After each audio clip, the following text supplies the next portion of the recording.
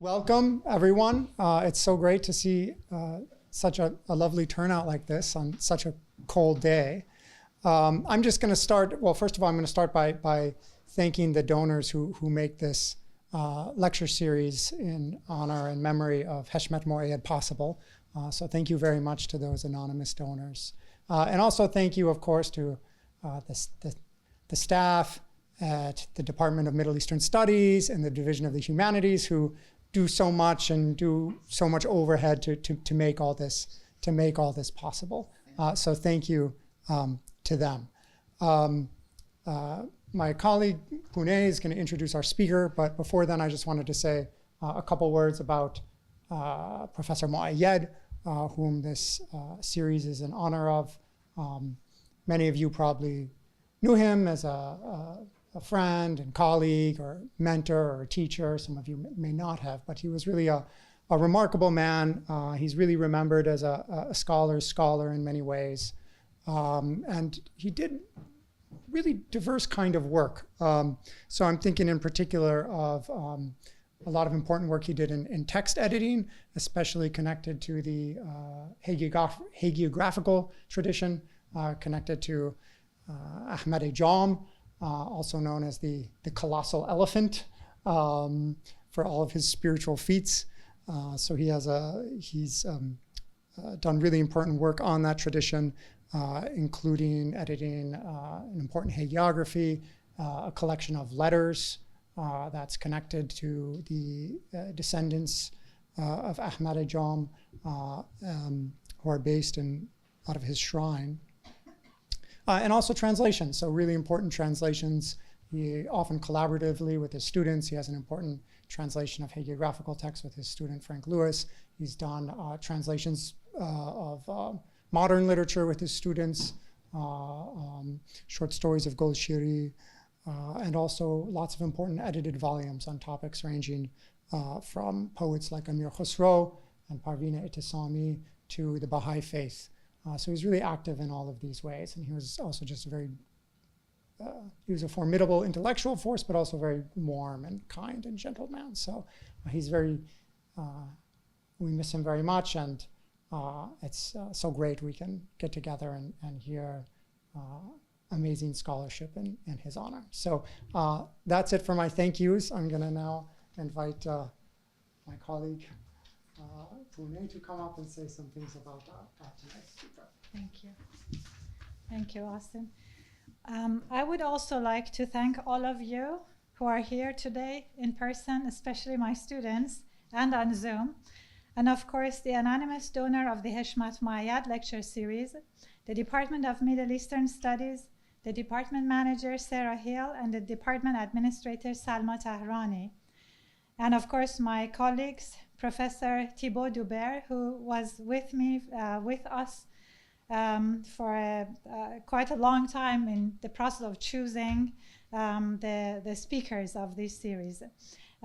So my colleague, Professor Austin O'Malley, will also manage lead the Q&A section of today's talk.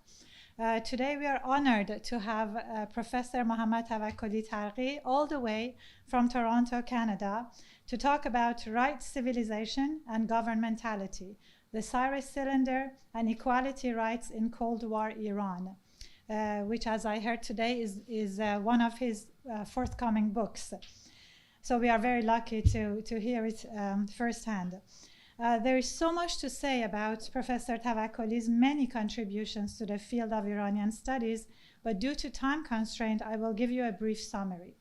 Professor Mohammad Tawakkoli Targhi is the inaugural director of the Elahe Omidyar Mir Jalali Institute of Iranian Studies and professor of historical studies, history, and Near and Middle Eastern civilizations at the University of Toronto. He was the founding chair of the Department of Historical Studies at the University of Toronto, Mississauga, and served as president of the International Society for Iranian Studies from 2008 until 2010. In addition to serving as editor-in-chief of Comparative Studies of South Asia, Africa, and Middle East 2001 to 2012, a Duke University Press journal, he was the editor of Iran Name 2011 to 2015, Currently, he is the editor-in-chief of Iran Namag, a bilingual quarterly of Iranian studies, and co-editor of the Iranian Studies book series published by Routledge. Professor Tavakkoli is the author of Refashioning Iran, Orientalism, Occidentalism, and Historiography, that was published in 2001, and Tajaddud Bumi, Vernacular Modernity, published in 2003.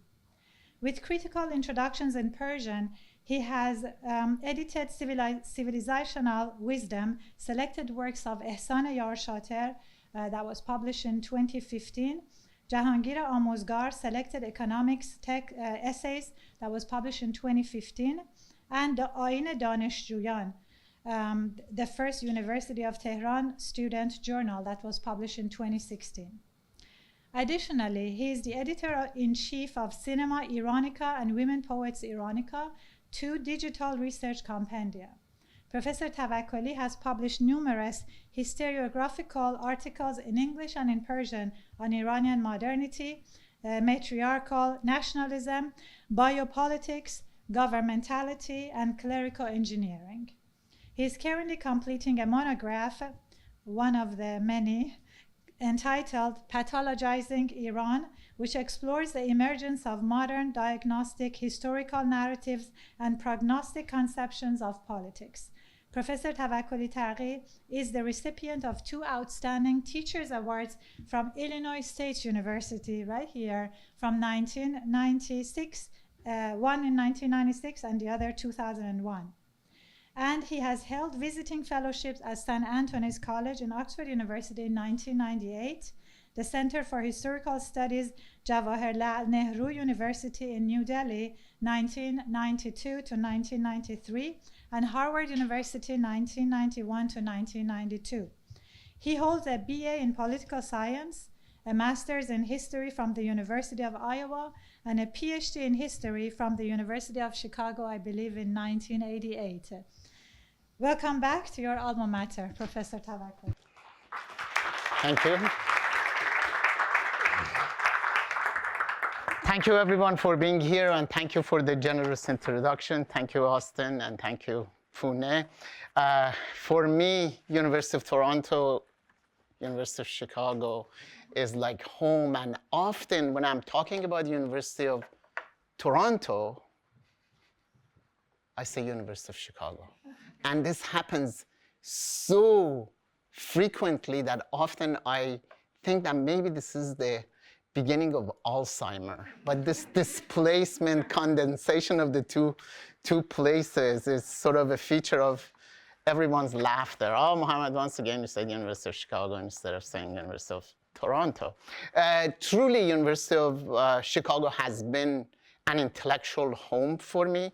And Professor Heshmat Moayyad was one of the pillars of that home. On the very first day that I came to the University of Chicago, I met him, and he immediately adopted me as his personal assistant.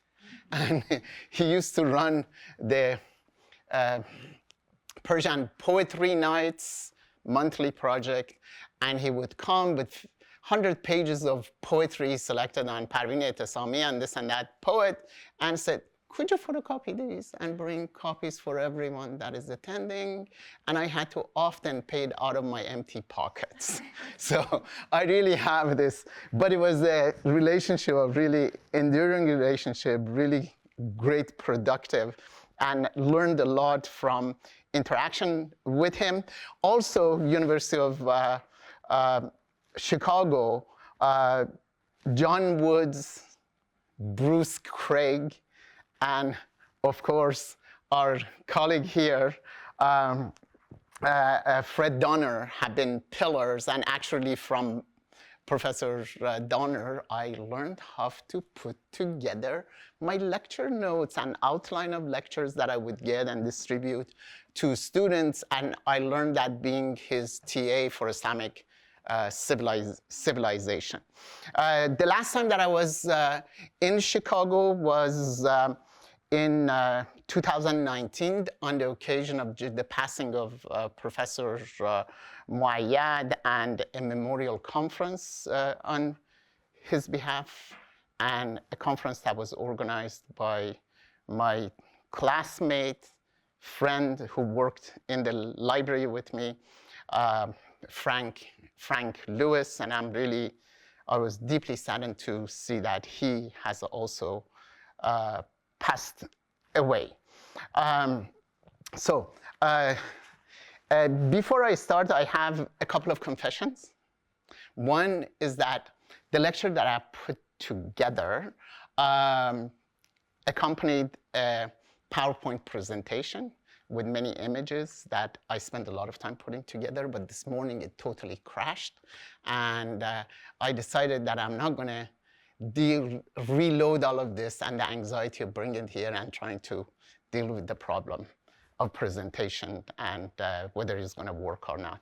So you're not gonna have that, but I've talked to our colleague here who's filming, and there is a possibility of integrating the slides in the filmed component of the lecture. The other one is that what I'm presenting here is part of a really complicated book on right civilization, an attempt to create a notion of Iranian civilization that transcends the distinction between ancient Iran and Islamic Iran. And many of Iranian nationalists in the 20th century argued that as I will explain, Islam was something that was imposed on Iranian by the Arabs. This third narrative of Islamic civilization, Iranian civilization, tried to argue that there has been a continuity from the ancient past, and Cyrus cylinder, of course, becomes a key component of it. The whole notion of governmentality, those of you who are familiar with the writings of Michel Foucault, has to do with everyday governing and conduct of conduct. Some of these have been too theoretical, and I decided to leave them aside. And also, the kind of narrative that I give, particularly in the later part of the paper, does not have this back and forth dialogic relationship between the sort of continuity narrative and Islamic narrative of Iranian civilization.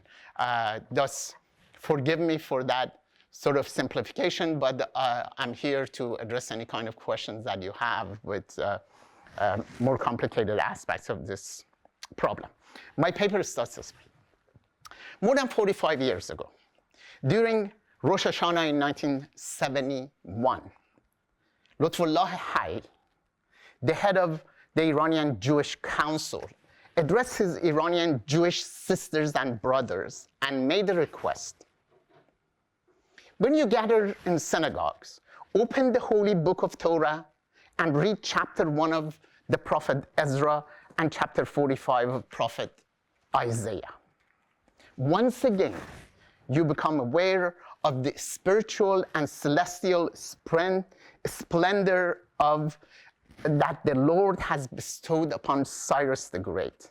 Cyrus's proclamation of liberation regarding Iran and Babylon, along with the rebuilding of the temple in Jerusalem, were the first declaration of freedom in human history.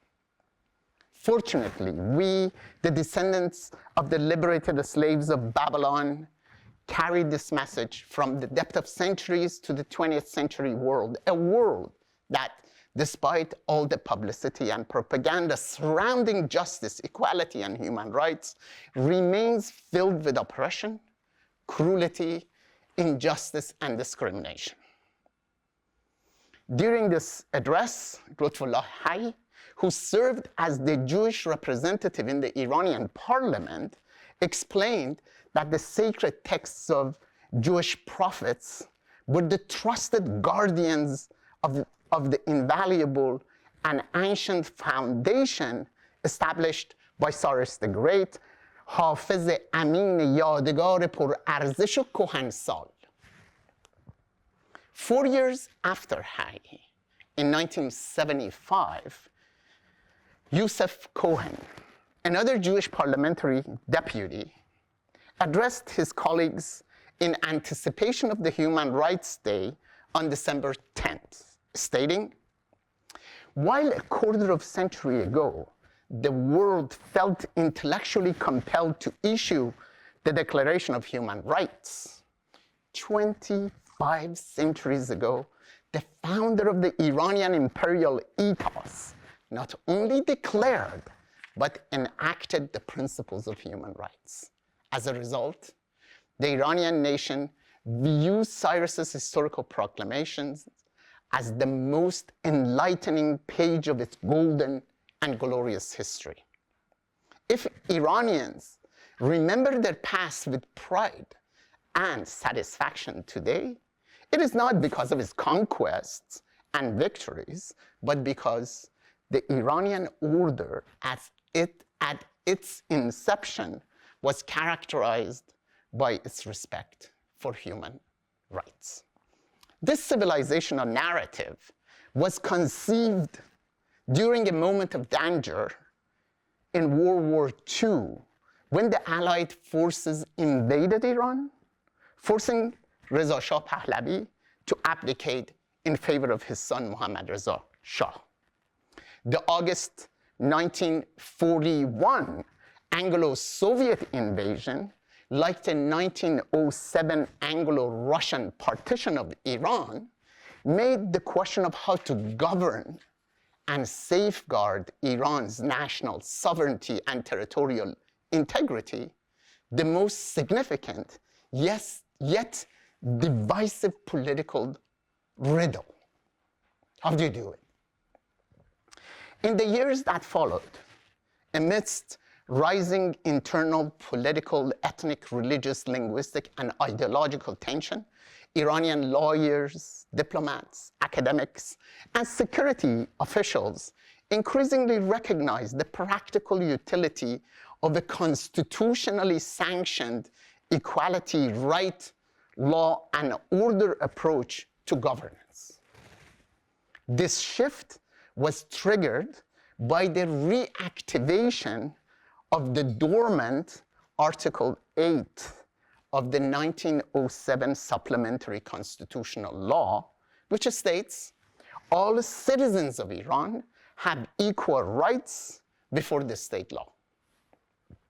The reactivation of the equality rights principle further necessitated the redeployment and reactivation of Article 9, which guaranteed equal protection.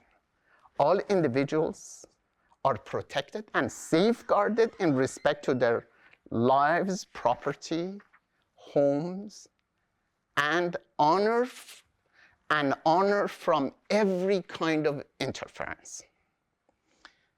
The November 1943 Tehran conference, during which Allied leaders Winston Churchill, Franklin Roosevelt, and Joseph Stalin gathered in Tehran to devise a common strategy against Nazi Germany and outline the establishment of the United Nations, served as a catalyst for this legal reorientation.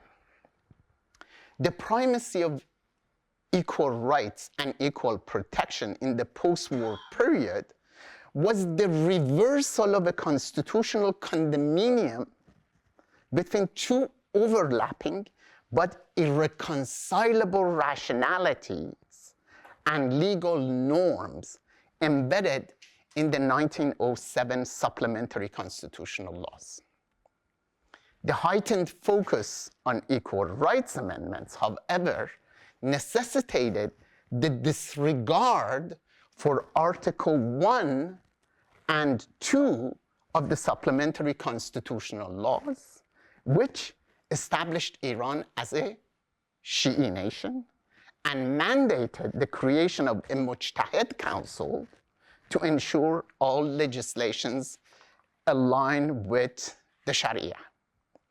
Crafted after the death of Muzaffaruddin Shah in early January 1907, and during a period of intense regional disturbances and revolutionary upheaval, the Supplementary Constitutional Laws was the product of a historic compromise between the advocates of equality rights and the proponents of Shariatist constitutionalism, مشروطه مشروعه. To make the Bill of Rights acceptable to the latter, the compromised final text recognized Shia Islam as official religion, Article 1, and stipulated that all laws passed by the Majlis must be in concord with the sacred principles of Islam, Article 2. To guarantee such a concordance, Article 2 further stipulated that the establishment of a committee of ulama, hay'at ulama, to oversee and assure that parliamentary legislations were not at variance with Islam's sacred principles and established laws, قواعد مقدسه اسلام و قوانین موضوعه.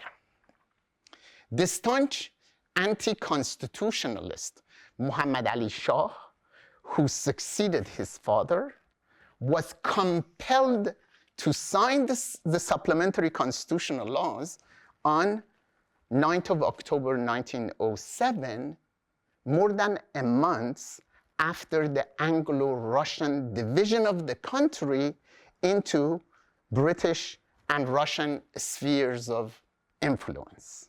With the formation of this important document under adverse internal and international circumstances, the simultaneous advancement of Article 1 and 2 of the constitutional commitment to equality and equal protection of law became an arduous and crisis-ridden challenge. How to do it? Equality rights and the Sharia, and created a really one of the most difficult issues of organizing politics, everyday politics in the first 3 decades of the 20th century. Very briefly, the constitutional codifiers pragmatically accommodated the conflicting rationalities of the Constitution by governmentalizing Shi'i Islam.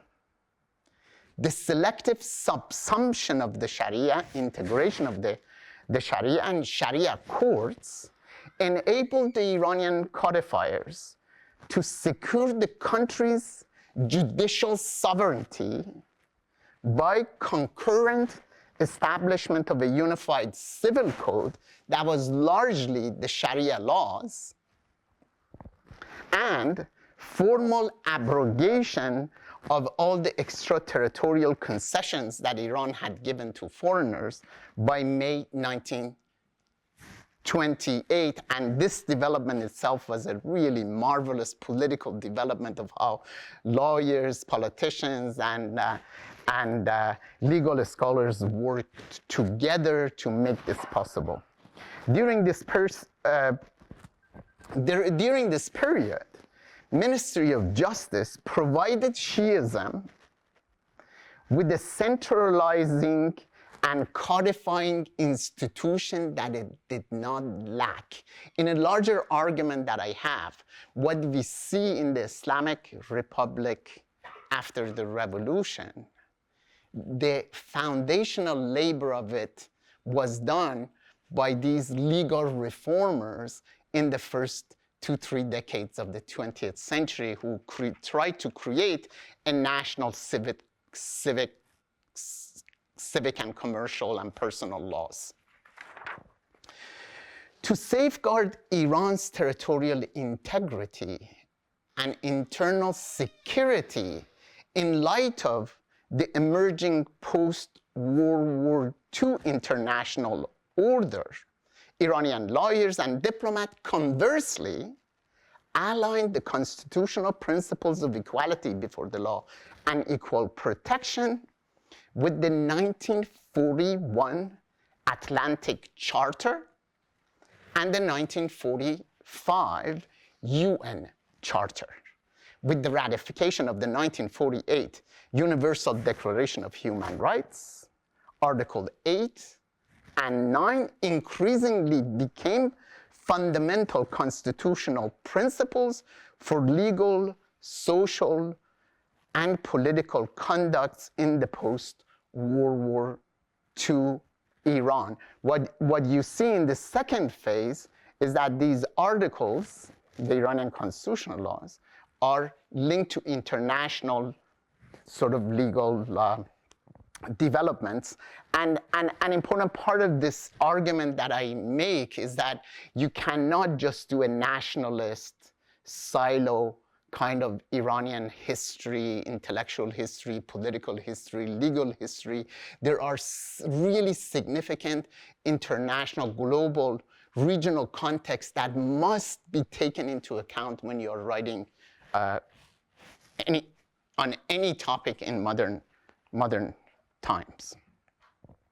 To give national precedence to equality rights in the following decades after World War II, Iranian lawyers fused the equal rights and equal protection article of the Constitution to the Cyrus cylinder, a clay cylinder crafted after the conquest of Babylon by Cyrus the Great in 539 BC and discovered in 1879. With intensified scholarly and political attention, the Cyrus cylinder was rebranded as Cyrus Declaration Manshur Kurosh, and the first Declaration of Human Rights. To address the escalating antagonism between ancient and Islamic Iran, exasperated by Iranian Aryanists viewing Islam as Semitic religion opposed to Iranian values, cultural historians and legal scholars increasingly argued that the Cyrusian ethos of tolerance, tasamuh, and caritas, murowwat, had continued uninterrupted into the Islamic period. A humanist trend in medieval Persian literature and Islamic mysticism was set to support this account of civilizational continuity. The children of Iran, the children of Adam are the limbs of one body created out of a singular essence. An aphorism by the Persian poet Sa'di Shirazi often served as the medial theme of the integrationist Islamic civilization. In narrative theory, you have the inaugural, medial, and a concluding theme.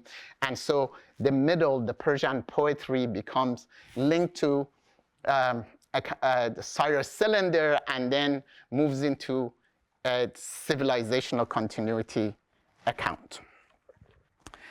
The equal rights of citizens, as stated in Article 8 of the 1907 Supplementary Constitutional Amendments, provided evidence that Iranian ethos of tolerance, as demonstrated in classical Persian poetry, has endured into the modern period and is in complete concord with the 1945 Charter of the United Nations and the principles of the 1948 Universal Declaration of Human Rights. Some of these are really creative narratological interventions of how you make these sort of connections. By connecting equality rights article of the Constitution to Cyrus cylinder, Iranian statesmen, legislators, and lawyers advocated for the legal equality of non-Muslims and Muslims, as well as men and women in the legal and social reforms initiated in the late 1940s and beyond. Iran's sizable Zoroastrian, Jewish, Christian, and Baha'i religious communities, along with its diverse ethnic and linguistic social formations, provided the lived and experiential foundation for this integrationist, civilizational, retrospection, looking back and coming up with a historical account, and prospection, looking forward into the future, that equality right becomes the principle of everyday life and politics. Various elements of the civilizational narrative of caritas and tolerance had been in making since the late 19th century. While Cyrus was celebrated as a just king in Persian historical sources, biblical accounts, along with the 1879 discovery of the Cyrus cylinder, made the Achaemenid rulers particularly distinctive in the early modern historical accounts. The 19th century constitutionalist Mirza Agha Khan Kermani, for instance, regarded Cyrus as a philosopher king, Padeshah Filsuf, as the founder of Iran's true splendor, Muassas Shawkat Haqiqi Iran, make Iran again, great again, sort of, yeah. And you must be familiar with this Cyrus prophecy that is linked to Trump. This was not the intention of my presentation originally when I decided to do this. We can talk about it later. And likewise, Mirza Khan noted that Cyrus was the precursor of illuminationist philosophy, Hekmat Ishraq, a philosophical school associated with Shahabuddin Suhrawardi and the project of reviving the philosophy of ancient Persia. During the Constitutional Revolution, Cyrus and Darius were hailed as exemplary children of Mother Iran and envisaged as the architects of an Iranian archotopia, an idealized ancient past to be restored in a modern future. In another instance, veteran constitutionalist Hassan Taqizadeh and Bahidul Mulk Shaybani, recalling the national sovereignty and integrity of Iran since Cyrus the Great, appealed to the conveners of the proposed 1917 International Socialist Peace Conference in Stockholm, protesting the forceful and violent occupation of Iran by Russian and British forces. In this petition, they notably recounted Iran's enduring hospitality, mehmandari, civil manners, khoshsuluki, and relative lack of religious fanaticism towards non-Muslims. عدم افراط تعصب مذهبی بالنسبه relative به غیر مسلمانان. Hassan Pirnia, a prominent historian of ancient Iran, writing in the 1930s, explained how Cyrus initiated an ethical revolution, انقلاب اخلاقی, and established a modern طرز نوین of engaging with other nations. In the second part of the 20th century, this enduring ethos was increasingly linked to the 1948 Universal Declaration of Human Rights. The distinguished lawyer Mahmoud Sarshar, for instance, in a lecture on the occasion of the Human Rights Day in 1957, found the Universal Declaration of Human Rights not only in full concord with the Zoroastrian axiom of good thoughts, good words, and good deeds, but also with various verses of the Quran. Like the Persian translators of the 1789 French Declaration of the Rights of Men and Citizens, who sought to demonstrate its full concord with Islam, Sarshar demonstrated the Universal Declaration of Human Rights agreement with the Quranic principles and the Iranian social ethos. This lecture was so important that Kanun Wokala, the journal of Iranian Bar Association published the UN principles together with their concordant Quranic verses as human rights in Islamic religion.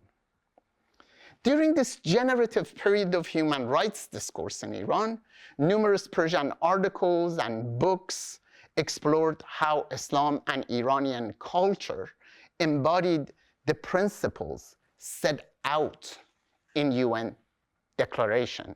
While in the earlier historical accounts, Islam had been presented as a Semitic Arab religion and alien to Iranian Aryan culture, the rights-based civilizational account, with its much greater sophistication, considered Islam as an integral part of Iran's multi-confessional civilization.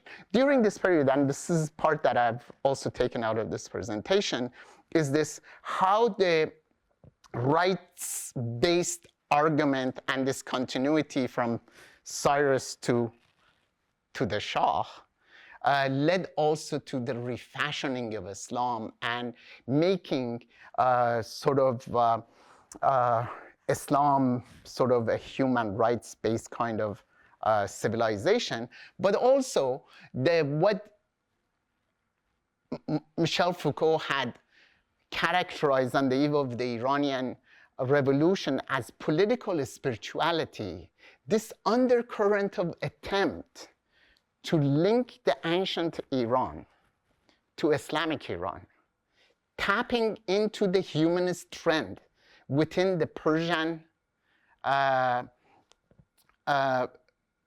poetry and literature, created a kind of spiritual turn that was more mystical than a Sharia. And one could say that this became an invisible force that also contributed distinctively to the making of the Iranian Revolution and its post-revolutionary development. While there are many examples of the efforts to describe the Cyrusian experiment as an enduring cultural ethos, I would like to bring to your attention a lecture by Baqir Ameli, a two-time Prime Minister of Justice, on the Cyrusian Revolution, Enqilab Kuroshi, and the Universal Declaration of Human Rights.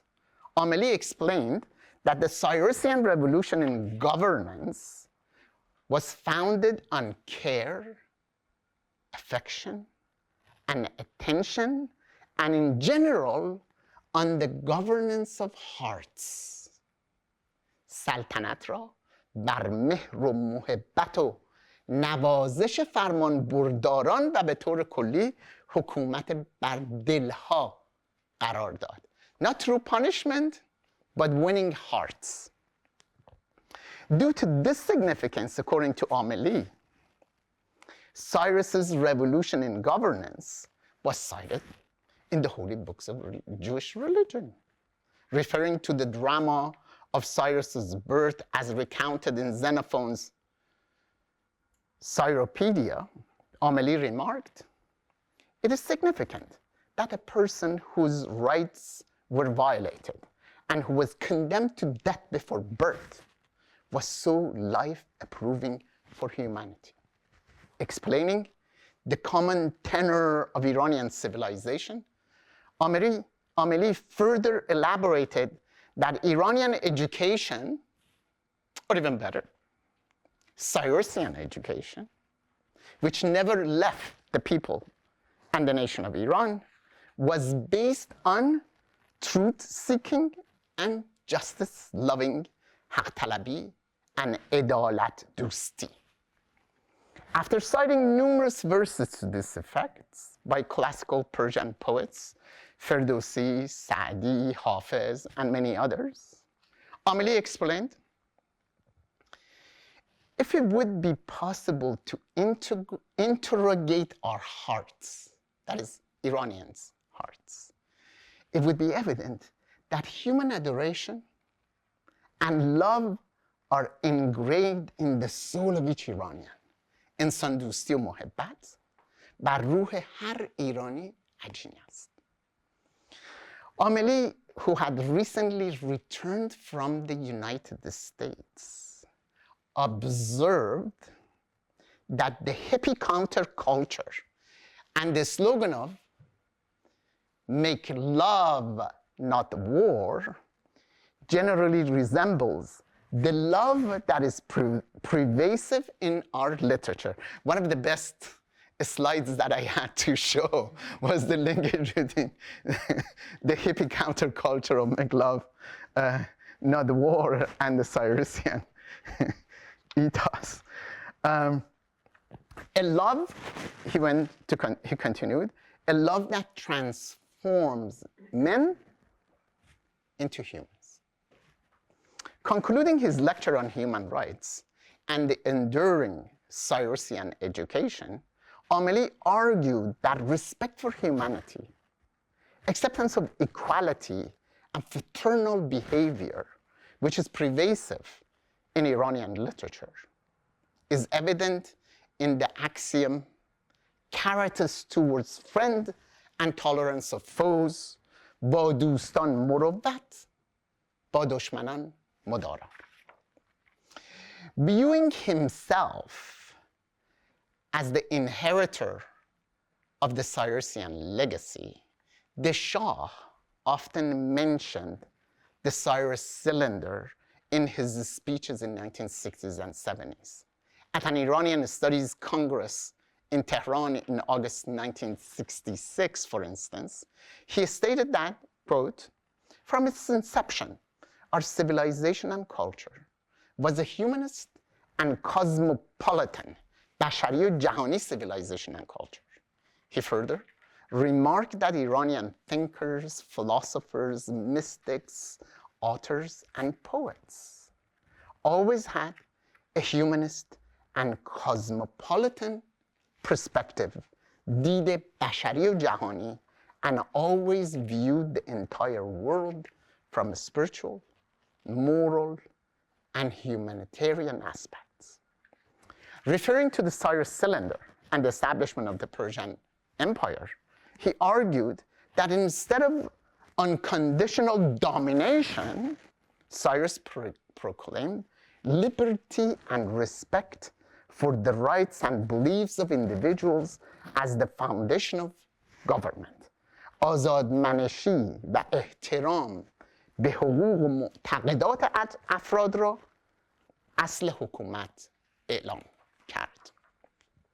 Hard to believe today, the linking of the UN Declaration of Human Rights to the Cyrus cylinder propelled Iran to play an increasingly outsized role in the global discussion of human rights in the 1960s and 70s. This was most evident at the first UN International Conference on Human Rights, which was held, guess where? In Tehran, between 22nd of April and the 13th of May, 1968.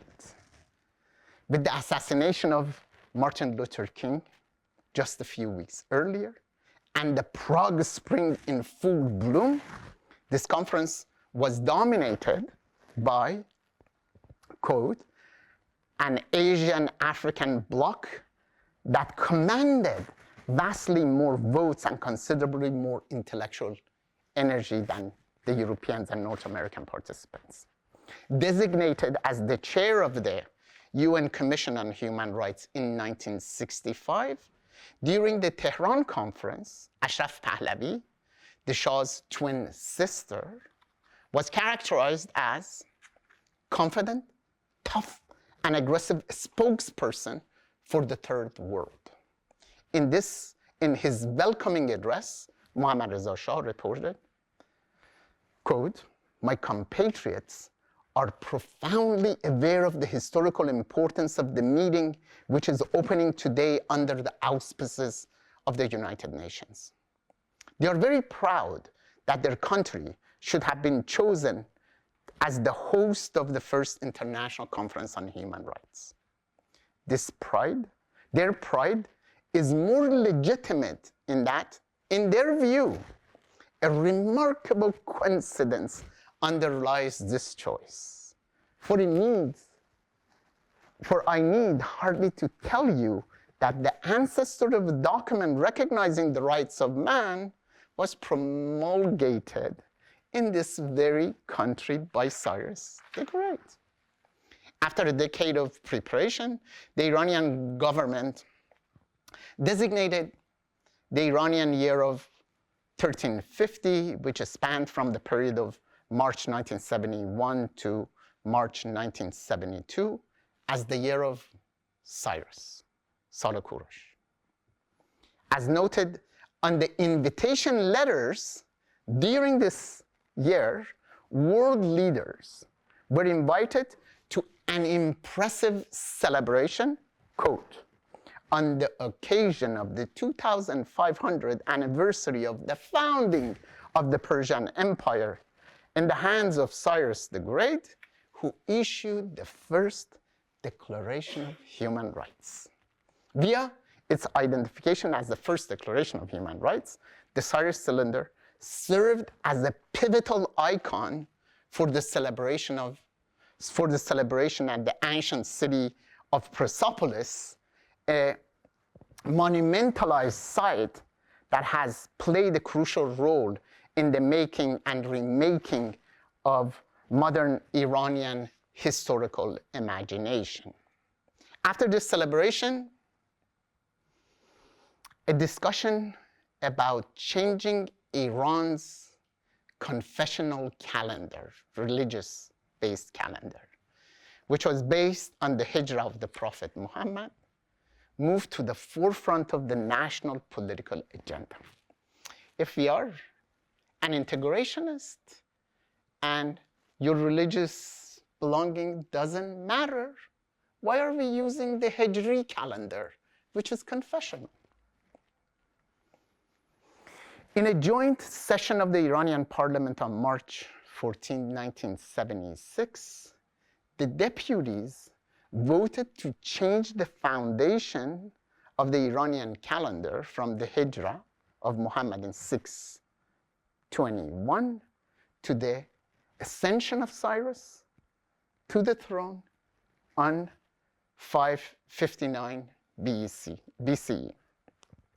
Explaining the underlying reason, the joint statement by the parliamentary deputies noted, quote, "The legacy that Cyrus left behind was an extensive land with nations of differing beliefs and an order that demonstrated its values in governing and leading ethnic residents of Iranian plateau. But what added worth to this glorious legacy was the respect and the significance that it assigned to human position and human beliefs, so that without fear and intimidation, people could live in intimate concord with their tradition and creeds, and no one could intervene in their affairs. It was such a desirable form of government that after Cyrus, it remained a respected, eternal law for the nation and the rulers of Iran. This moment of great enthusiasm for creation of a non-confessional calendar, however, proved to be a moment of collective insanity. Instead of solidifying Iran's multi-confessional social fabric, the change of calendar unleashed a counter-movement that was there because of the lack of attention to Article 1 and 2, the primacy of Shiism and Islam. And then this movement moved to focus primarily on Islamic Iranian identity.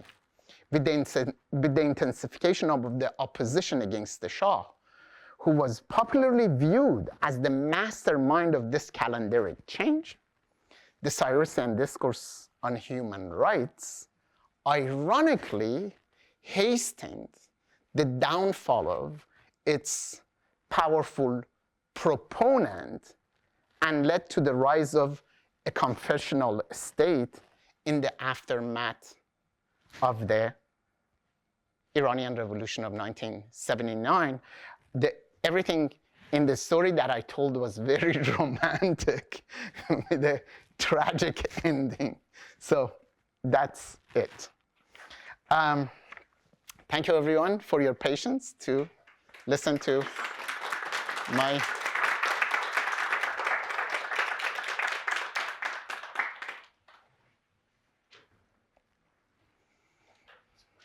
Okay, so we have time for questions.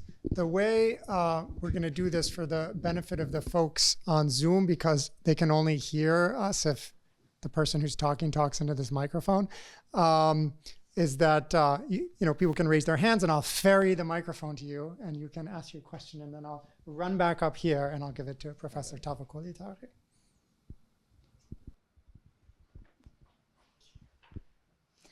I think I have my own microphone, though, right? Yes. Yeah. Right? Oh, okay. Yeah. So this I'll just. So don't run. Thank you so much for this amazing talk. I'm so excited to listen your lecture because I read your Tajaddud Bumi book in my undergrad in University of Tehran for one of my classes. And then like you are such a big name, so I'm so excited to listen to your talk. Thank you. I have two questions. One of them is about, so you talked about the kind of like emergence of this idea of civilizational continuity and the kind of refashioning Islam and governmentalization of Shia Islam and formation of a kind of like civil law based on Shia Islam that was a basis of the legal reforms and legal changes that happened after the revolution. And I was wondering about two things. First of all, about this idea of civilizational continuity that was central to this right-based nationalist discourse that you investigated.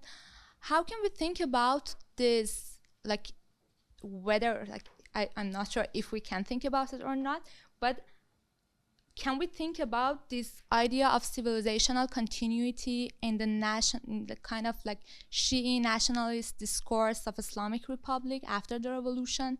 Because I think like on the one hand, there is this like idea of like the antagonism between the Islamic Republic civilizational project and ancient Iran and like the kind of like Iranian nationalist discourse. But on the other hand, we see some like sorts of resonances here. Like for example, in the kind of like, you know, Islamic Republic's propaganda about the military interventions in the other countries, they for example say that like they call Qasem Soleimani as a Rostam who comes from our Shahnameh. So we see like exactly that they are drawing on certain like ancient Iranian civilizational ideas, and there is still this civilizational continuity, but maybe like the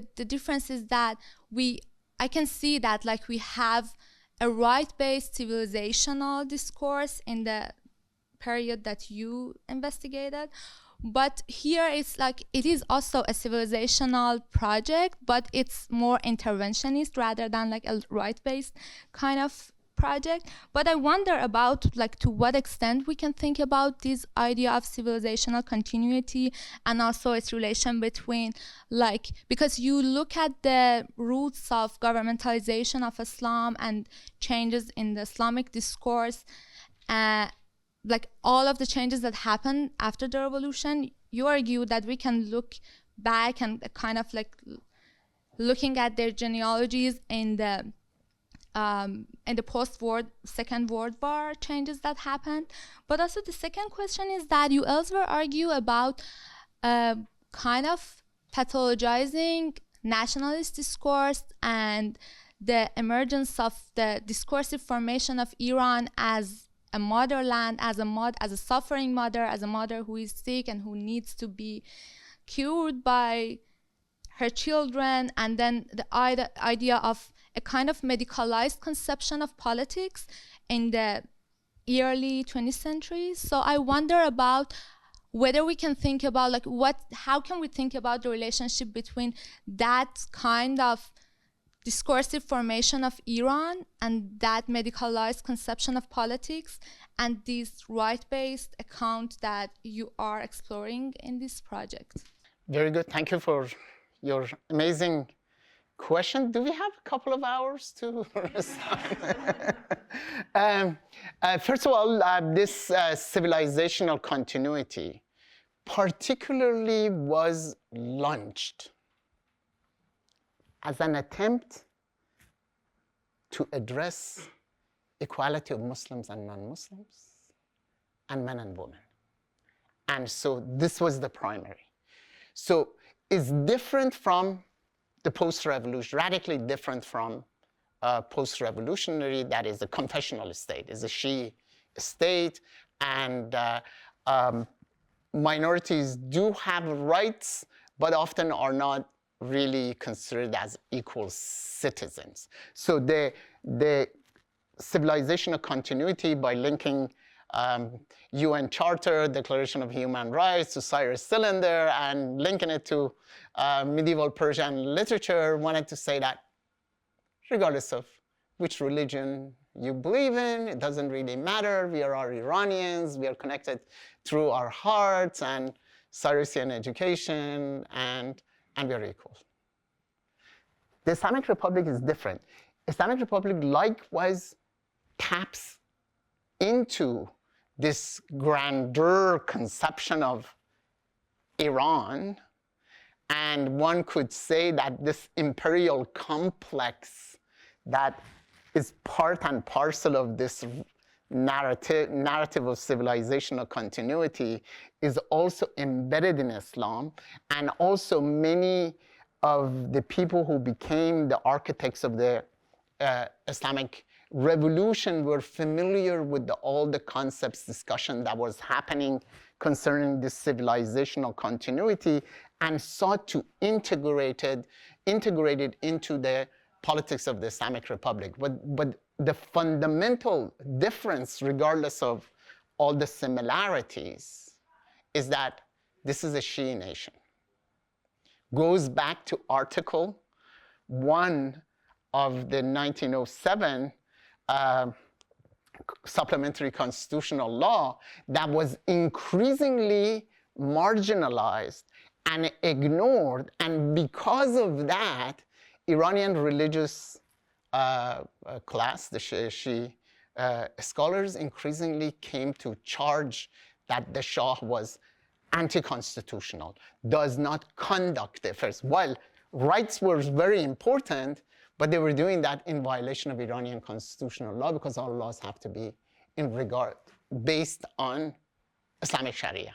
So this, whether you have a multi-confessional and all confessions or religions are equal, that's one narrative. The other one is that we are Shias and we protect all the non-Muslims, and they are, they are protected, but they are not equal to Muslims. Yeah. And the second one is a talk that I'm giving next week at Cornell about this mother Iran. My argument is that part of the Iranian modern consciousness becomes distinctively medicalized. So you have medicalized notion of modern and modernity and how to be modern. There was an ancient Iran, that rejuvenating Iran was great, able, and increasingly with invasions, starting with the Alexander's invasion of Iran, Greek invasion of Iran, the Islamic invasion, with Mongol invasion, Iran became ill, and on the eve of the constitutional revolution was totally disabled, and was in a state of crisis. The state of crisis is that you have a high fever. Technically it meant you have high fever, that it could be lead either to your death or to your recovery. And then Iranian political physicians all came up with these, attempts to cure Mother Iran, to create a Mother Iran that is rejuvenated and is as able as she was at the height of her pre-Islamic past.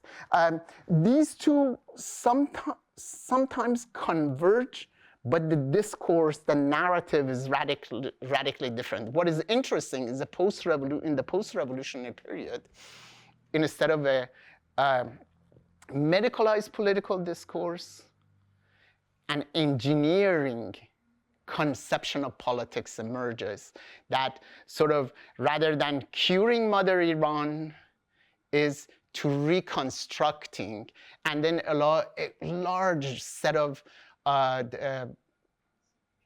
constructionist terms and concepts become sazi, basazi, nosazi, zirsazi, rusazi. These are all having to do with a nation of builders and developers and engineers. They use that for the Islamic Republic. And what is interesting, while Vatan was everywhere in the early writings and Madar Vatan, in the post-revolutionary discourse, Vatan sort of withers away from the political discourse for a long time. Often comes out, but is used often by Iranian oppositionists and people who are opposing the Islamic Republic. Yeah. I don't know whether I answered any of your questions. About engineering? Yeah. Really fascinating. Yeah. Thank you so much. You're welcome.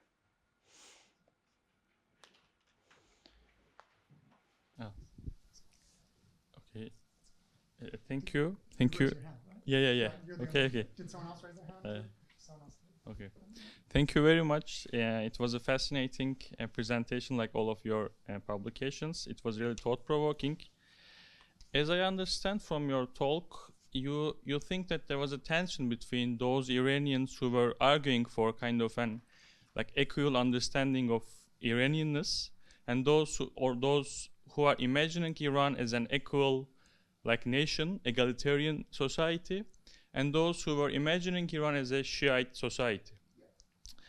But I think, at least from my perspective, even the first group kind of there was an inherent contradiction in their discourse, because they were trying to nationalize the human rights discourse, which should be necessarily, I think, not related to nationality, I guess. What do you think of this inherent, what I call as an inherent tension in the Iranian nationalism and the kind of discourse that you provided? And also, I guess you haven't talked about the Western impact of this humanitarian discourse and its relation, the image of Iran as an inherently tolerant culture. So can you elaborate on this? Yeah, what is interesting, in a sense, that this discourse of civilizational continuity and kindness, governance of hearts, goes against an Orientalist conception of Iranian politics. So there is a lot of creativity, there is a kind of distinctive form of Iranian nationalism at work, but the most important aspect of it is that they wanted to facilitate, have a civilizational discourse that allowed for, and these were some of the key challenges of Iran during World War II and immediately after World War II, because an increasing number of Iranian Jews were encouraged to go to Palestine. A large number of Iranian Armenians to Armenia. Iranian Turks to Soviet Azerbaijan. And there was a period of the Azerbaijan Republic in 1946, and then Kurdish Republic, and Iran. Those who were interested about territorial integrity of Iran thought that Iran is going to collapse. It's going to be divided into many parts, and each ethnic group becomes its own sort of creates its own government, and we no longer will have an Iran that was handed down to us from Cyrus the Great. And they wanted to preserve that. So the challenge that they had was how to preserve Iran's national sovereignty and territorial integrity. So at the heart of it was to Iranianize difference. Ethnic difference? Iranians have been ethnic difference from the beginning. Religious difference? We can handle it. We have been always this way. So this was the challenge that they faced, and that was their primary focus, to create the condition, create the discourse that Iranian Jews, and the reason that I started with these passages from Iranian Jewish parliamentarians is to show that they were even more nationalist than the Iranian Muslim nationalists, you know, and understanding that they felt like they belonged to this place. Whereas Iranian Jews, Iranian Christians, Iranian Kurds may not feel the same in the past 40-some years. So the success of it had to do with the fact that Iranians, regardless of religious differences, felt like Iran belongs to them.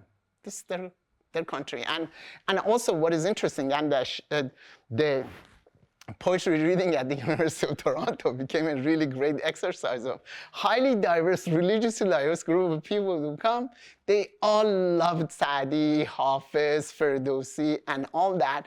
And the success of this particular political project, it was a political project, was that it created some sort of deep connection between Iranians that belong to different religious formations, different ethnic group. One of the people that was here during that period was this Mr. Sanandaji,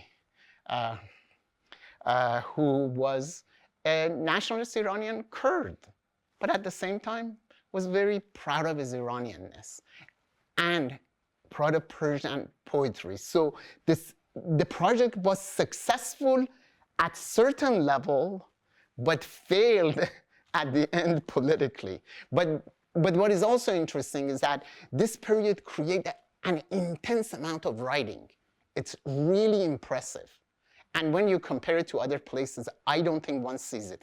Iran, in 1971, Iran published the first human rights journal called Huquq Bashar, and continued until the eve of the revolution. So they were taking human rights very seriously, but the human rights also allowed people to criticize the state and the direction of the state and the violation of various constitutions, imprisoning of people. One of the things that I left out in this highly romanticized narrative is that equality rights was intensely linked to security.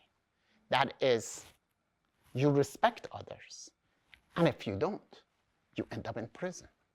And this was evident from the first address that the Shah gave as the new king. Equal rights, but also respect for others, otherwise you cannot threaten national security. The part of this notion of governmentality that is in the title is the focus on this linking of rights and security.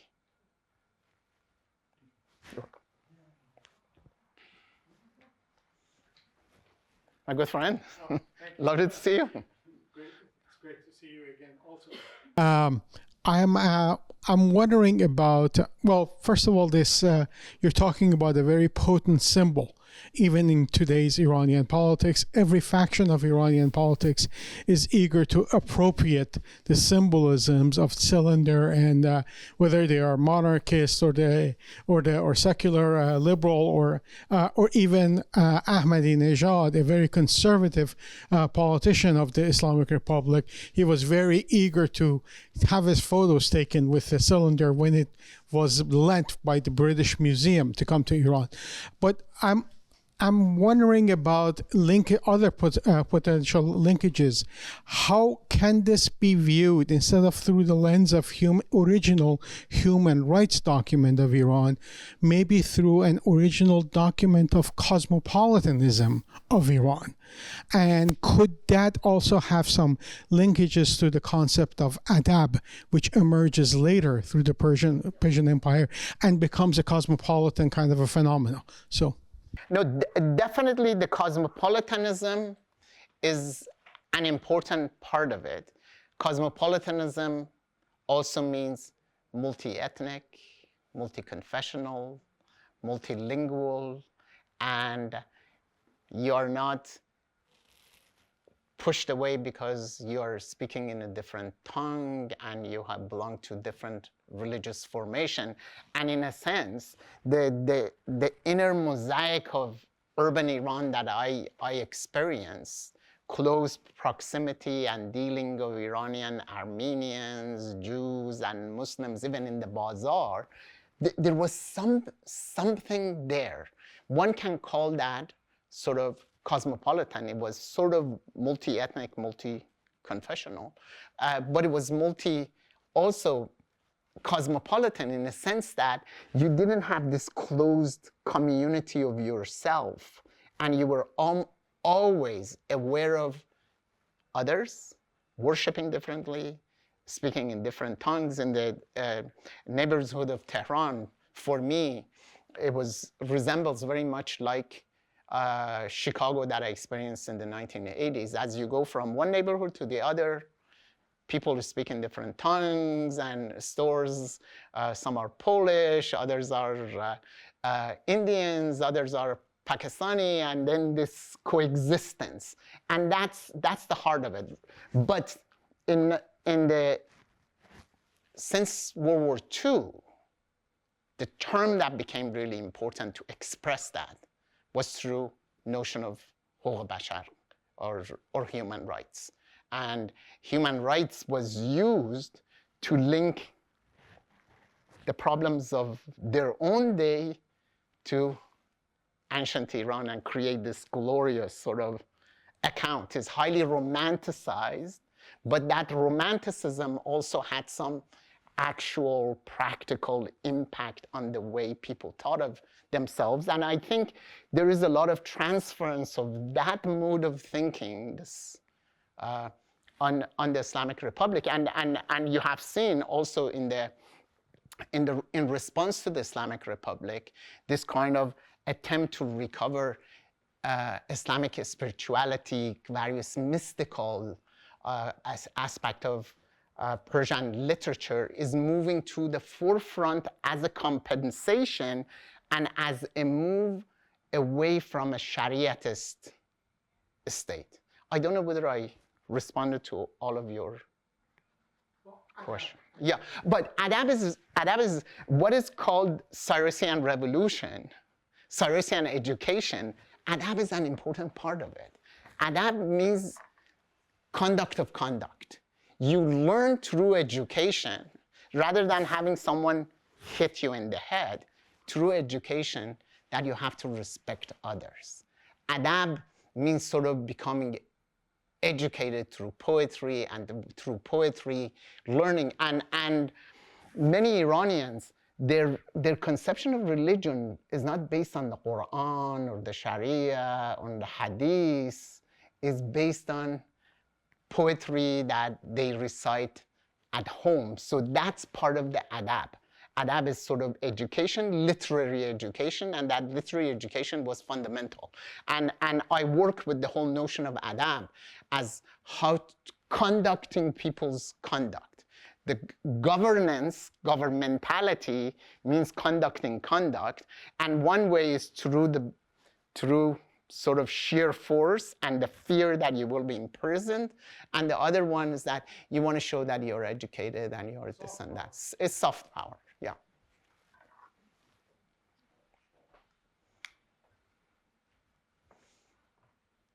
Thank you very much. And my question is about the role of the Tudeh party or their approach on this humanist discourse with its both resources being Cyrus the Great and the Quran.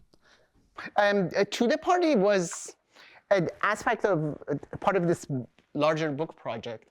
Tudeh Party is pivotal. It's pivotal because they were in the forefront of pushing for equality of man and woman, undeniable. And then this triggered a lot of clerical response, clerical opposition, and then the Iranian regime had to choose between supporting the Tudeh Party and supporting the clerics, and often Shah would side with the clerics against the Tudeh Party. And another important part of it is that during the Cold War, Islam was really deployed as a way of creating a fear, anti-communist, communist fear. And that is also a part of this larger book project. That is the Cold War of it that I didn't talk about, is that how at the same time that discourse of rights was being publicized and discussed, there were a lot of people that ended up in prison. Many of them to the party, leftist political organization, because they belonged, they were articulating a different conception of Iranian society, global society, and that. But to the party definitely is a very important part of the making of second part, from World War II to the Islamic Revolution account that I have. Yeah. Thank you so much for the amazing talk. I arrived a bit late, so I apologize if you already answered my question. But I was curious to know about your opinion about the current state of the discourses about human rights in relation to Cyrus, and because it seems like, especially in the past 2 years, in the aftermath of the Woman Life Freedom, so we definitely see a revival of such discourses, but predominantly by the monarchists. It feels like it seems like the Pahlavi dynasty in a way exhausted like the potential of this discourse in a way, not just in like the discussions and discourses, but also in the iconography. So what do you think about that? Is it an exhausted discourse? No, it's actually a really interesting question, but I have a different sort of angle on all of these. The Islamic Republic, the rise of the Islamic Republic coincided with a couple of significant technological revolutions. One was tape players, then it was,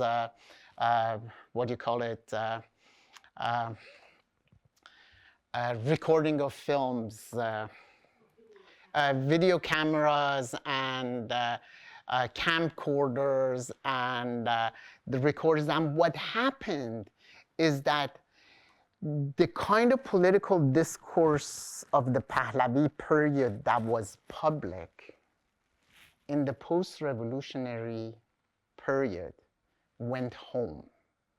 And at home, Iranians began to cultivate an alternative politics that was secular and intensely cosmopolitan, and things that were public became part of the private culture that was in dialogic connection with the Islamic Republic, often, rejecting it.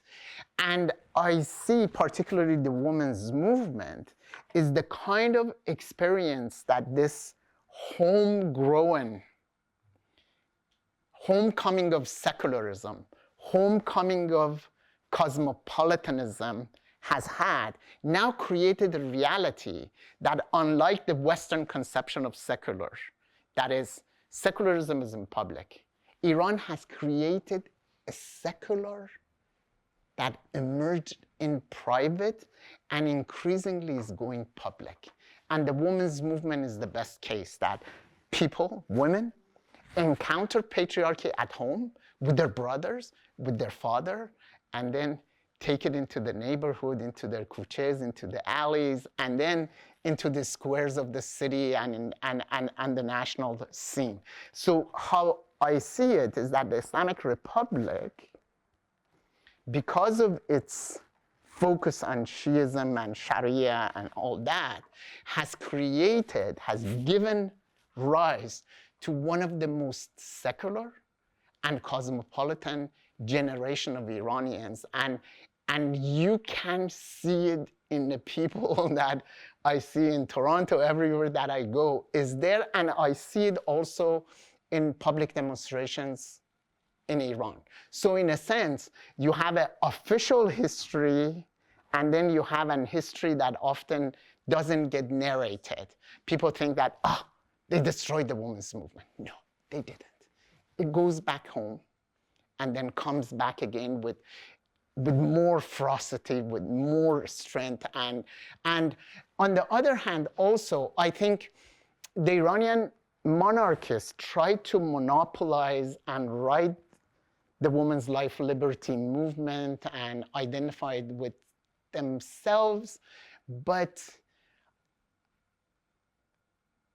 I see women in the forefront of, and I think this is really a global political movement, that women-led political movement. And any kind of ideology, any kind of alternative that wants to represent this new generation of Iranians has to be led by a woman and not by the tiny Shah. That's my reason, is that they are there, they are doing their last-ditch effort, but there is no chance. I hope I'm not disappointed. Questions? You know, just as a very speculative Can we question. give this to you for the Zoom people? Yeah, just as a very speculative question, thinking towards the future, as you have opened it up. You talked about the importance of technology at the time of the revolution, the coming of the tapes and so forth. But now we're in the age of the total surveillance society. It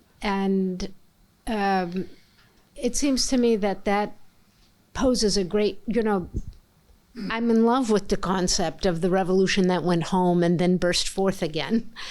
But I see that as deeply problematized by the evolution of the new technologies. And I wonder what your thought is about that. 10 years ago, and I gave a paper on this sort of surveillance technology that we love our cell phones. I take it to bed with me.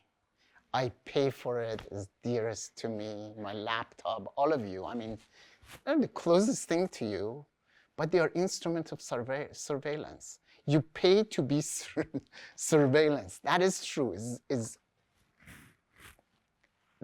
really fundamental to understand that. But this surveillance is not always centralized. And with what I have seen, particularly through the various generations of Iranians who have been involved in the digital revolution, they always find ways of getting around the state. So they outmaneuver the state. A state may have control and is able to control, but also my key argument in that paper that I gave was that if you do not want to have various sectors of the Iranian society becoming a front for this movement and that movement, you have to address, you must address their rights. You have to address the question of equality of women. You have to give women the right to wear whatever they want. And if you don't, you're going to have a lot of problems. The surveillance, you have the information, but you can't do anything about it. You cannot control a a generation that has a different ethos, thinks differently, acts differently, and comes to the street differently, and conducts in the public rather differently. So my sense is that the surveillance regime is really important, and what I'm most afraid about the United States is all these high-tech dudes hanging around Trump are creating a kind of Trumpist authoritarianism that is by far more powerful than the earlier and different generations of authoritarian governments. But on the other hand, I have also faith in individual will and individual ability to overcome the state control. Yeah, I don't know whether I satisfactorily answered, but you know, no, it's really important. Yeah. I might ask a short question, if I may, if there's no others. And so I was wondering, super fascinating, and thanks so much for this talk. I was wondering, to what extent do the sort of proponents and participants in this discourse of Cyrus's sort of ethical revolution, and as someone who seeds a sort of essential thread, civilizational continuity, you know, that stretches through say medieval Persian poetry all the way to the present time. To what extent are the people who participate in this discourse, and I guess maybe I'm thinking more among the sort of historians and literary scholars, to what extent are they troubled by the fact that Cyrus doesn't appear really at all in medieval Persian literature, right? Or that there are no, you know, the Achaemenids are not in the Shahnameh, which is this other text. And as a sort of corollary to that, I mean, maybe they don't care, and that's fine. I'm just curious, you know, does this come up, and how do they respond? And as Cyrus's star sort of, you know, rises very suddenly at the, you know, end of the 19th century and early 20th century, what happens to maybe earlier paragons of, say, justice, albeit a different kind of justice? Like, yeah, exactly, or artistry, you know, and Saadi and other people, it's, you know, it's Sultan Sanjar, or it's Ardashir. So, you know, what happens to the Sasanians when everyone cares about the Achaemenids? It's almost the reverse of what we see in the Shahnameh. Cyrus becomes the inaugural. When you want to give a civilizational continuity, it starts with Cyrus. But it doesn't, and then continues. This continuity means that Anushirvan and a whole lot of others are integrated, and they are linked together in this narrative tailoring of historical continuity. So the inaugural team becomes Cyrus Cylinder. And why Cyrus Cylinder is so important? Because Cyrus is mentioned in the Old Testament, is really important, and there is Xenophon's Cyropedia, and there are other accounts. Yes, in the Persian, there is a sort of lack of it. He's not mentioned much in the medieval Persian historical, and often is that, well, it was named this and that and that and that. And they come up with a good sort of explanation of that. We didn't call him Cyrus or Kurosh, call them this and that and that. Yeah, but what is interesting, there are some historians who were engaged in this project.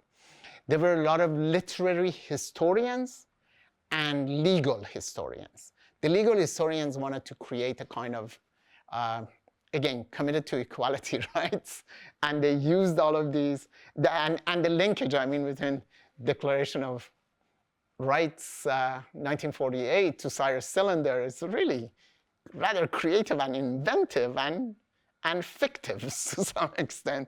But that fiction, then, once you believe it, it does the job. Once you believe that Iranians tolerate others, well, then you practice that fiction. And the key politics of it is that you believe it. Once you believe it, you act upon it, and then it becomes part of your adab, you know. Okay, well, if there's no other questions, thank you so much for the fabulous talk and the fabulous discussion. Round of applause.